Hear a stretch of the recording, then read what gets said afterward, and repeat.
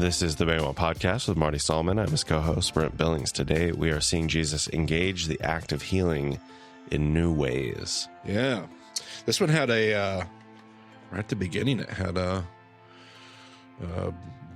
consideration, parent, viewer discretion advised warning on the beginning of this episode. A little content warning about the first scene. Yep, well warranted. But I suppose that means we should probably blow that spoiler horn.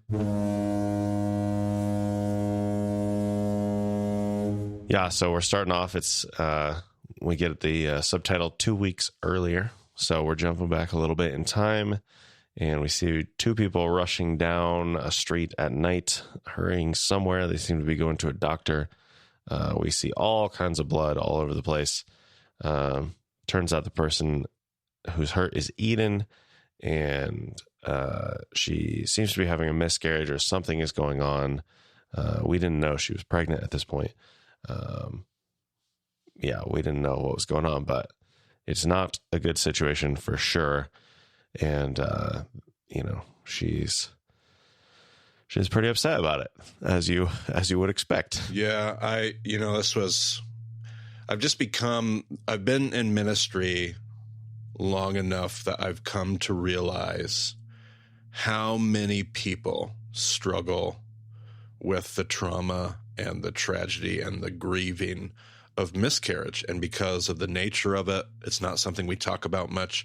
It's not something that people want to necessarily bring up. And that is totally understandable. But because of that, it becomes this thing that you don't realize how many people have experienced it and gone through it. So not only was the viewer discretion warning at the beginning of the episode warranted, the scene itself is just, I know for so many,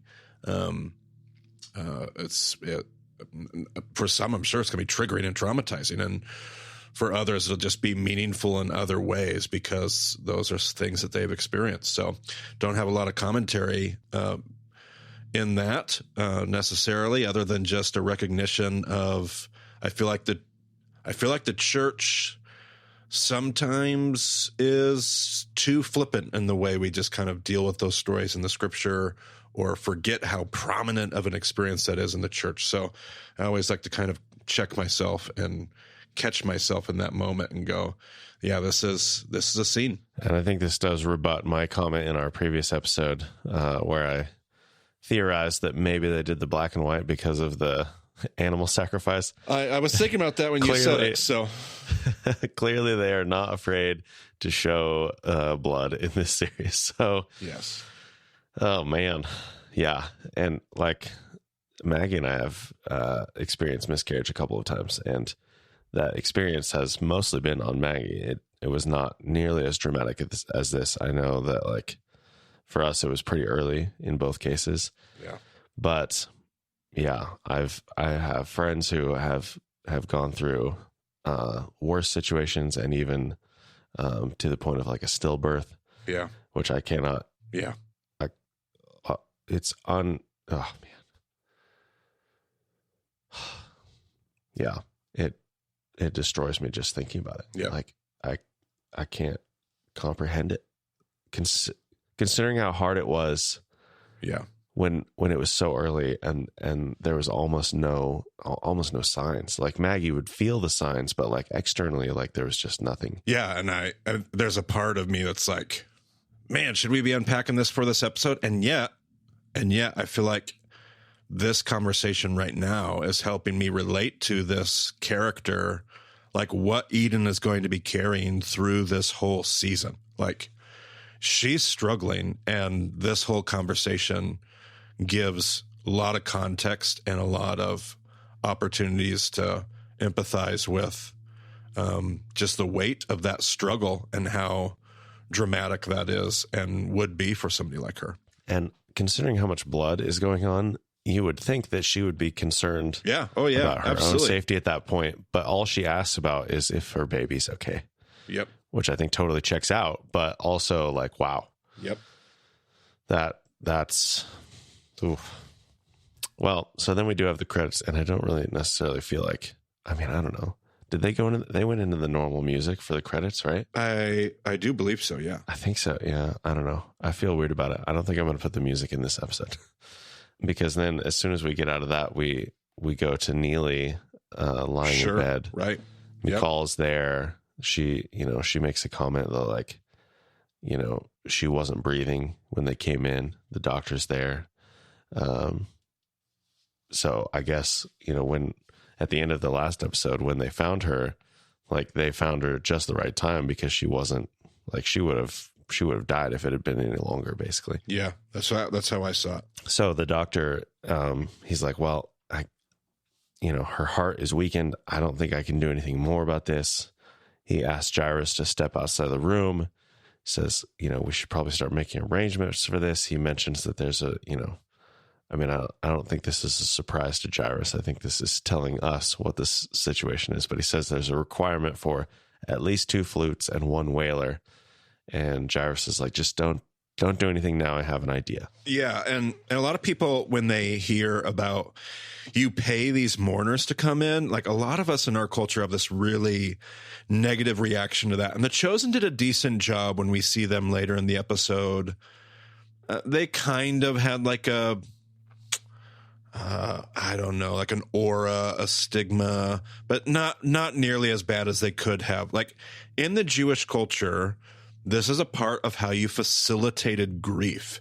And I don't think in our culture we have any right or authority to claim that we have mastered the corner on grieving. We're like one of the worst cultures at navigating grief. We rush people to the memorial service. We busy people with plans. We have a couple potlucks, and then we just desert people. Like, the Jewish world has a process of mourning, and that process begins with the initial days for 7 days at the tomb, and those initial days with paid mourners. The paid mourners are not there to put on a show. The paid mourners are brought in because their job, just like a funeral home director in our world, their job is to facilitate grieving and mourning. They know what songs to play. They know what prayers to pray here. They know how to answer questions that 95% of the time you're not asking. You don't necessarily find yourself in the company of death all the time, hopefully. And so these are people that do. Like, it's their job to help people facilitate. What do I pray now? What do I sing now? What do I do now? And that's their job. So when it comes off to us like, oh my gosh, I can't believe that Jews in that day had 2 flutists and a wailer. Yeah, because the flutes and the wailers facilitate mourning and grief. And we're just not used to that. We don't facilitate mourning. We kind of act like mourning is this thing should be kind of done over in the corner, get it over as quickly as possible. But they have vehicles to facilitate healthy grieving. And so that's the background behind that. Definitely some lessons for us to learn in that, I think. So then we are back with Eden, and she's making some food. Simon walks up next to her, starts packing up some food. Kind of seems like he wants to say something, or he's waiting for her to say something. And then, as he's leaving, he's got his food packed up. As he's leaving, he uses the line that he learned from Gaius, and it totally falls flat. Eden's almost more confused than anything. Yeah. Yeah. Poor Simon.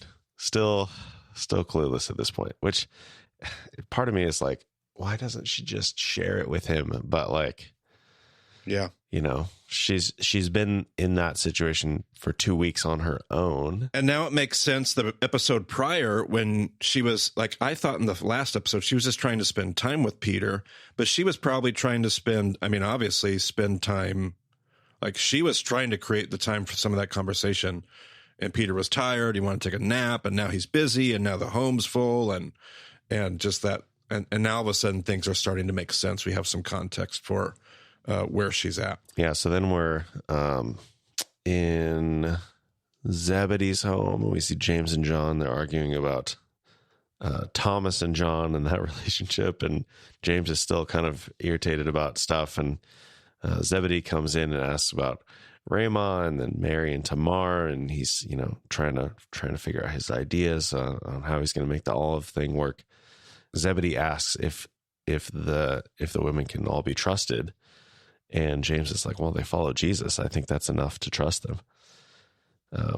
Which I don't know. Like, is that Like I guess it would probably be different depending on who you are and what your experiences have been. But it was just interesting to me that it wasn't, because I always come from like a default of trust. Like, I'm going to trust you unless you show me a reason why I shouldn't. But I do realize like that's not for everyone today. I just wonder, like, what would it have been like for them? Like, would they have automatically trusted because they're not Romans? Yeah. Or like, yeah. Yeah. And for them, that statement probably is true for them in the first century in that context. It's certainly not true anymore.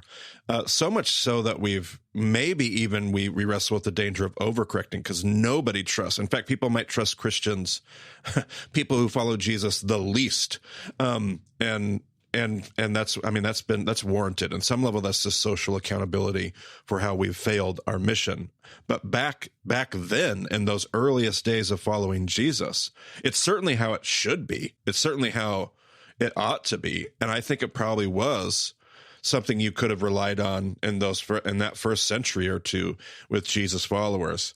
Certainly over the centuries, as the movement has become something wholly other than something you die for, something that really tests your resolve, but it's almost more socially convenient, or I don't know. We just don't engage faith on the same levels that they did, for better or for worse. That's not a wholesale critique, but definitely not something that would be true today, or that I would encourage necessarily us to strive after today, but it certainly makes sense in there. And when I say not strive after, we should certainly strive after being that kind of a people. I'm not sure that would be the proverbial wisdom I would live by at this point in our history. Sure. So then Zebedee shares that he sold the boat. Everyone's a little like, oh my gosh. He gives this speech about the legacy and how, his father did his work with the boat and waited for the Messiah. And then he did the same thing, and now he's kind of old. And John's like, you're not old. What are you talking about? He's like, yeah, but like we've got what we've been waiting for. He's called you. Like, you guys are doing something new. I'm going to do something new too. Yeah, I like that. It was, yeah. When he started selling the business, I'm like, man, why would you? Is there more money to be made? And it's probably my American mind at work there, but he's trying to support the ministry. So there's all these elements that all of a sudden, when I heard him give this speech, I'm like, I could relate to that. I think there was another part of me where my alarms were going off of like, this is the dichotomy I'm always trying to speak against, which is there's holy work, like there's ministry work, and then there's soil work, like fishing. And if we take that point and extrapolate it out of its immediate context of Zebedee, I think it's a really destructive, really damaging point to be made. Because that's not the way that I would want to see the world, that there's holy ministry work, and then there's just kind of like everybody else's job. But in Zebedee's particular context, for him, like he has this opportunity to do something in relation to the person of Jesus, who happens to be present, like literally and physically, in a way that the post-resurrection, we now see the entire world differently. And in Zebedee's context, that Jesus, that Christ figure, is present with them, and he's reordering his life according to that reality. That part I don't mind so much at all. But I think that was where my brain was like doing somersaults. Yeah. Definitely important to remember that his situation is noticeably different than ours in that concrete way. I do like how as he was like encouraging his boys and what they were doing, and like reassuring them about what he's doing, like he brought them in close, he's holding them, like there's all of this, like, yes, it wasn't like this distant, like he's standing back, like, hey, I sold the boat, I'm going to go do my own thing. Like, right. Like I'm doing this because, this is going to bring us closer together than ever before. And, it's all been, and we've seen it playing out over multiple episodes. So it's like, it's not surprising, but it's like, hey, I've thought this out. I know what I'm doing. And this is going to be a good thing for us. Not like don't be disappointed that I sold the boat. Like, right. I was just doing that while we waited. And now we're not waiting. So now I'm doing something different. Yep. So then we see Nathaniel and Thaddeus. They're carrying water through the desert. And Nathaniel says that he saw Simon and Gaius together, and they're talking about that. And then they spot some blood on the ground, and they follow that trail to Veronica. They initially think she's maybe dead, and she wakes up as they start calling out to her, and Thaddeus is concerned, wants to call a doctor for her, and she's like, no, I've already done that. Nathaniel's like, well, maybe Jesus could help. And she's not interested at first, but as they begin to leave, she asks some more questions, realizes that it's the same guy that she heard about from the healing at the pool of Bethesda, and Veronica's totally on board, and she's like, I only need to be able to touch his garment, which that was a fun little and for her to, they don't actually bring out the text behind it, but no, fun for her to have this faith that the disciples are like, are you sure about that? That seems a little... Yeah, they don't bring out the text. They do hint at it. And personally, I'm not frustrated at the Chosen. I personally would have really wanted them to make that connection for the sake of an outsider knowing their Bible. But instead, they just kind of tie it to gossip. And I heard from the guy at the pool. I just feel like it would have been so much more powerful, because he does say, she says, I just need to touch his garment. And it's Nathaniel or somebody that says that's just a superstition. And that superstition is based on text. And I can't remember what we even talked about in the podcast. If we even talked about this in the podcast, Brent, I don't know. But there was a Jewish superstition based on Malachi 2, which says the Son of Righteousness will rise with healing in his wings. And the word for wings is kanafot. And kanafot is the same word for corners. Well, it's on the corners of the prayer shawl and the corners of your garments, according to Numbers 15, where you put the zitziot, the tassels. And so there was a superstition that part of the way that we'll know that Messiah is here is that there will be miraculous healing in his prayer shawl, in his talit, in his zitziot. And they're making the connection. They obviously make the connection later in the scene, which I'll talk about when we get there. But the disciples reference the superstition. They don't make the direct connection to Malachi, but that's where the superstition comes from. I just wish they would have connected her knowledge. I don't believe this just because some guy told me about it at the pool. I believe this because I know my Bible and I put faith in the text. That's what I wish they would have done. But they tie it to a testimony that she's heard at the pool, which has its own value and its own merit. But dang it, that's such an important part of the story for me, and missed it. Yeah, I'm not sure that it was the testimony of the healing at the pool, or if it was just just somebody that told about the fact that it's that guy. Okay, if it's that guy, then I believe he can do what I'm thinking of. But I'm pretty sure we did talk about that before, Marty, in episode 103, titled "Healing in His Wings." Oh, I think I totally think you're right. So there you go. We can link that episode. But she doubles down on it later when she does meet Jesus, and he asks her. See, I'll talk about it when I get there. I'm so frustrated by a missed opportunity. Yeah. And I'm just like, I would have written that scene differently. And I love the scene, don't get me wrong, but there was that one line where I'm just like, missed it. Mm-hmm. Yeah.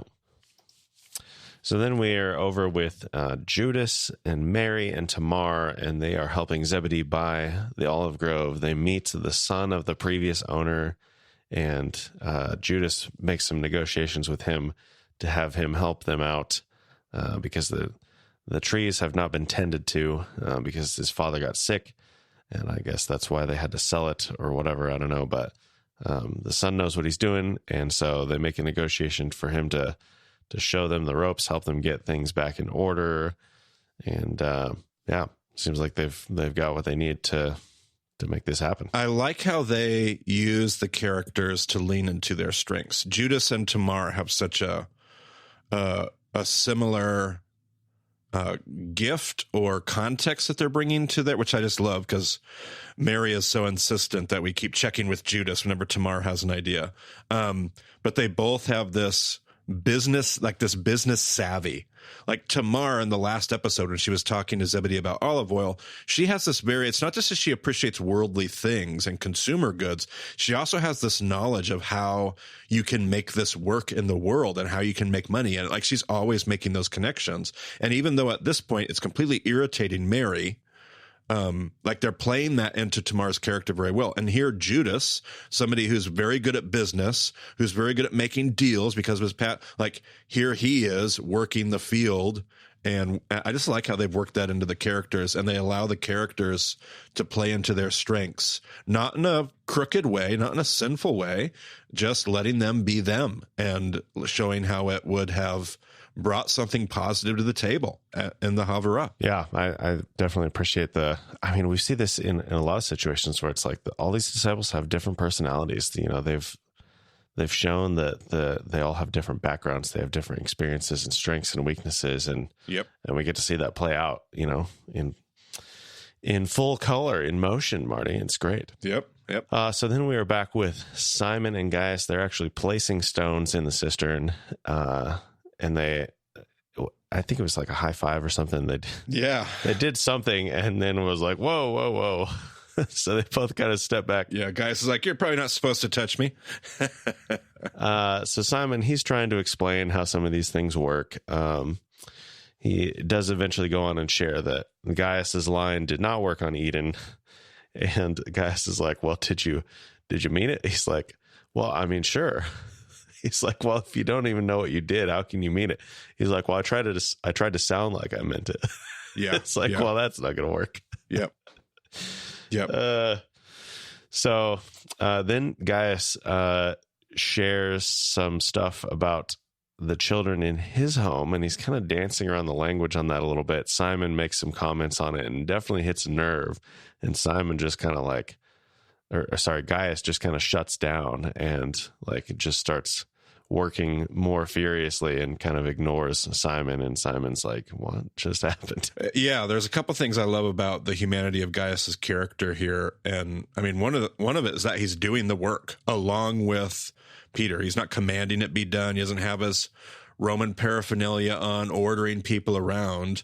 That's the humility of the Gaius character that I've just come to appreciate. The fact he's shoveling, sweating, dirty, doing just as much of the work as Peter, at times even more, I have really appreciated. And yeah, I did like how they're communicating not just that Gaius has a servant, but that he really truly cares for this servant. And I think that's warranted in the text. I think you see that care later spoiler alert, we kind of know where that story is headed here soon.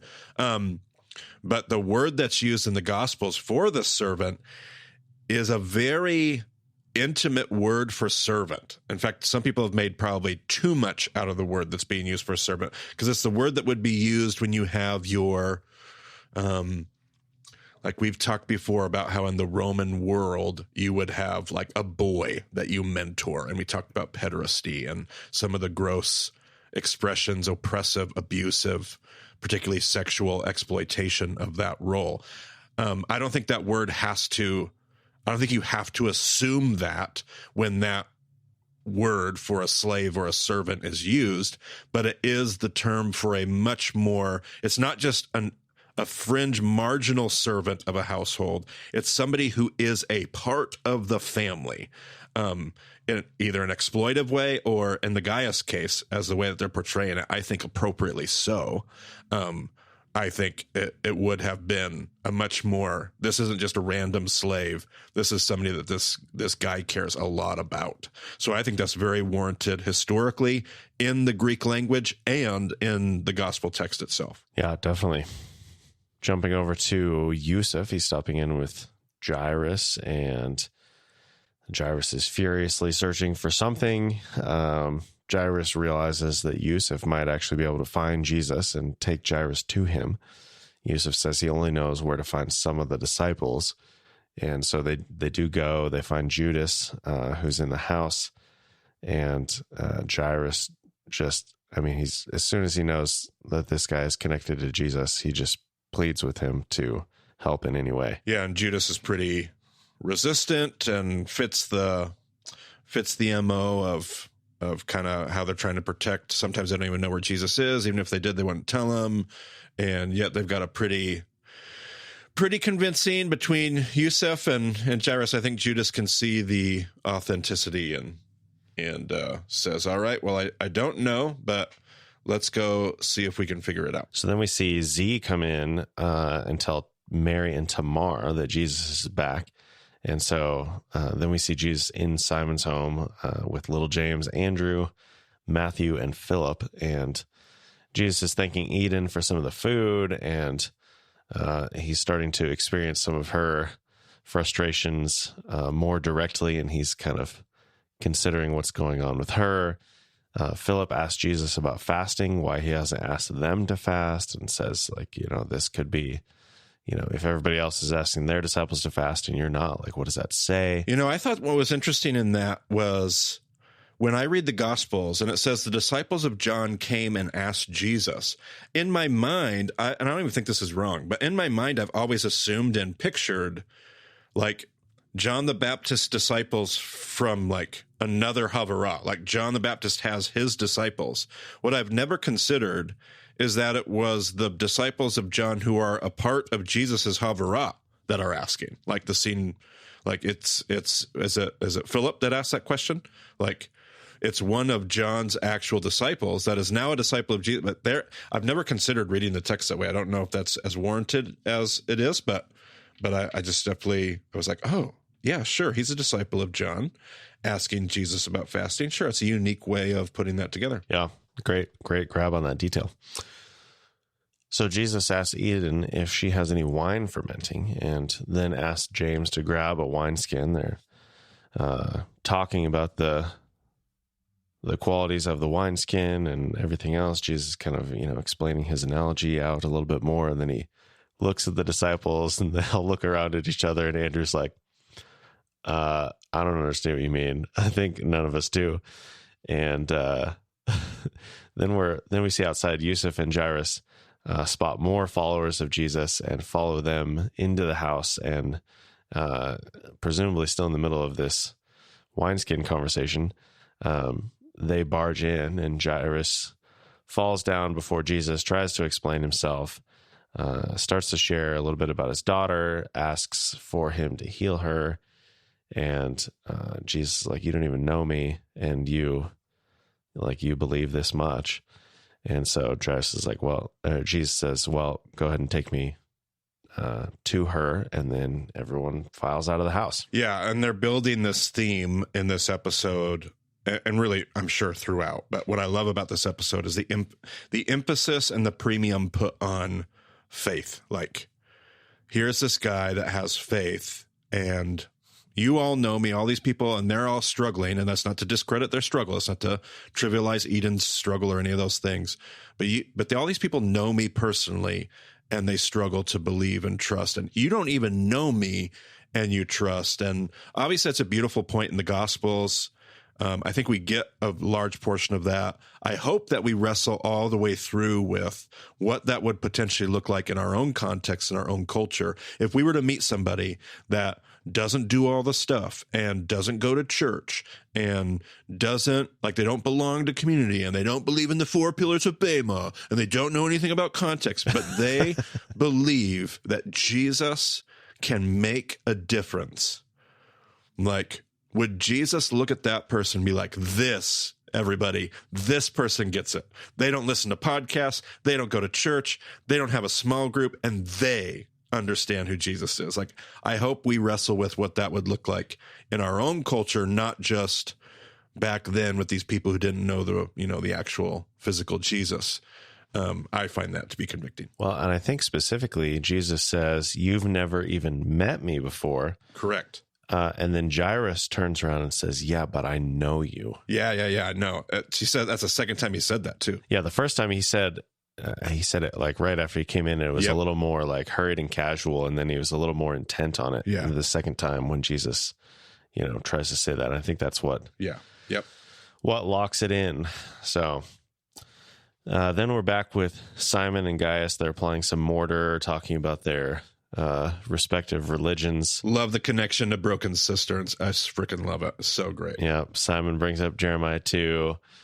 Gaius is asking some more questions, and Gaius is talking about like the pantheon. Simon is like, I can't believe you have to deal with all those different deities and all those sacrifices. And Gaius is like, well, you only need to make sacrifices based on what you want, which is, I think, probably an intentional decision on that language. But then a big crowd starts moving by. Simon and Gaius, jump in to see what's going on. The street is very crowded at this point. Little James gets knocked over. Thaddeus and Nathaniel come in. They have Veronica, and they tell her to stay to the side for a moment. And Veronica starts to call out to Jesus, and then starts to bleed at that point. And she's just like, no, like this can't be happening now. But she's determined she's going to go touch him in spite of this, or touch his garment specifically. So then we have that man from the tent that she washed clothes for earlier, spots her, and, does his thing, calls over Yusuf. Yusuf is like, hey, we can help you, just not now. And then she just jumps into the crowd and pushes through. And kind of like, I don't know if she gets knocked over or she trips or whatever, but she falls down and like just barely grabs his tassel. They did exactly what The Chosen has always done, Brent, which is they take the story that I can't stand and they beautifully combine it with the story that I believe in, and they redeem both of them. So I've always been taught that she like dives through the crowd and she's reaching out and the only thing she can touch is the fringe of the garment. And I've always made a huge point that she's intentionally touching the fringe of the garment because of Malachi 2, and they did both. Yep. Beautifully done. I appreciate how strategically they take everybody's pictures of how this works and they blend it together into a scene. It honestly is astonishing to me how they're able to do that and do that well. Yeah. So she sits up and kind of feels like something might be different, but I think she's still like not totally sure. Jesus stops. He's looking around. It's kind of funny because there's a crowd, like, there's the crowd around them, like, makes this open circle in the middle, and Jesus is standing there, and she's sitting there on the ground, and he's looking around, and like, I mean, I think obviously we all know what happened. We all know who touched him, including Jesus, but he's giving her an opportunity to like get out of there if she doesn't want to draw attention to herself or whatever.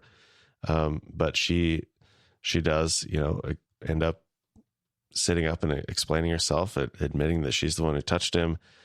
She mentions the man from the pool. And then just this beautiful moment where Jesus is restoring her identity. He's affirming her faith. He is declaring her clean to those in the crowd who are watching.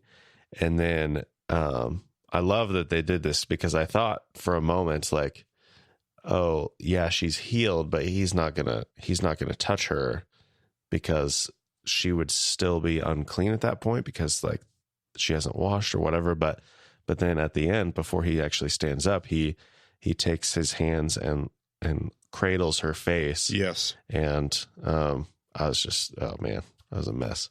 Yeah. when he did that. So many things. And you've pointed out so many of her cleanliness, the social stigma. I mean, Yusuf's even like, man, she was bleeding a long time. Like, if you want us to take her and make sure. And Jesus like sternly just says to Yusuf, like, no, she is clean, end of story. And there's just so many things. I love the way that he gets down.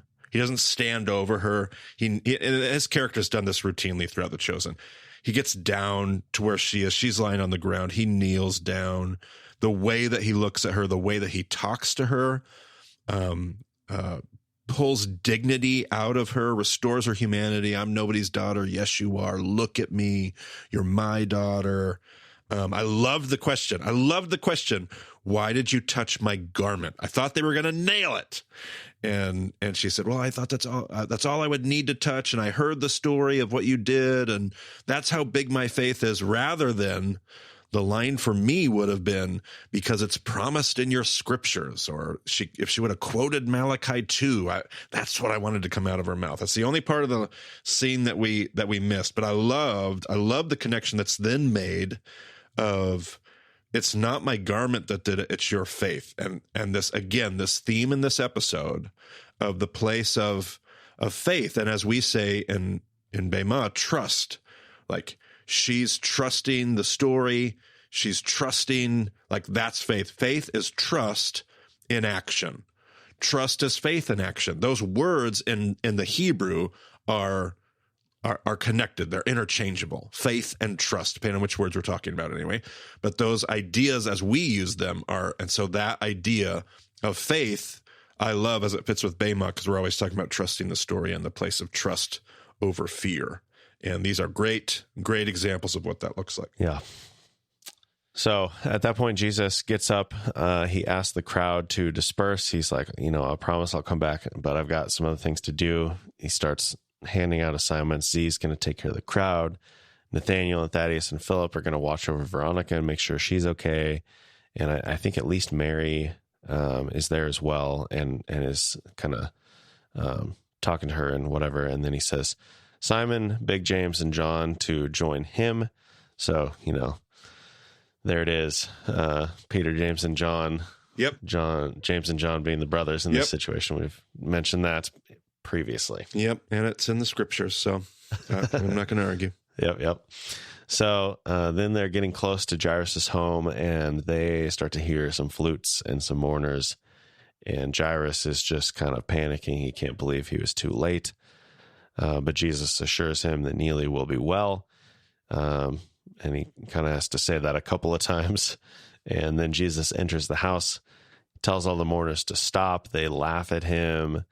There's, a lot of tension there. Like, why are you laughing? Somebody's dead. And they're like, we're laughing because he says she's not, but she clearly is. And there's this other rabbi there.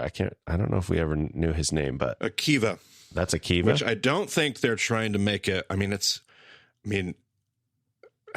Golly, it's Capernaum. Like, it could just be Akiva as another Akiva. It's a common Hebrew name. But that is where Akiva's from. I don't know if they're making him the Akiva.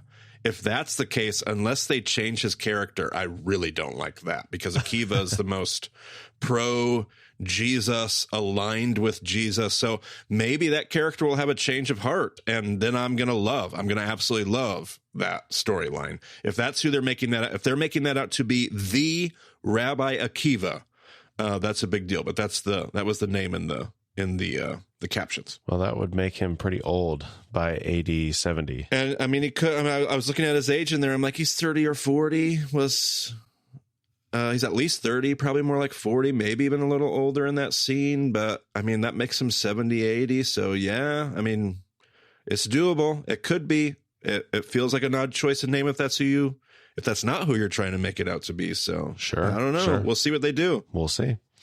But eventually, Jesus gets everyone to go outside. Jesus comes into the room, approaches Neely.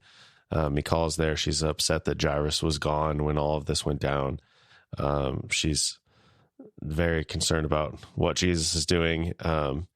Jesus pulls back the sheet. He kind of looks down, seems to be praying. He looks up to heaven. He smiles, and he kind of picks up her hand and whispers to her to wake her up.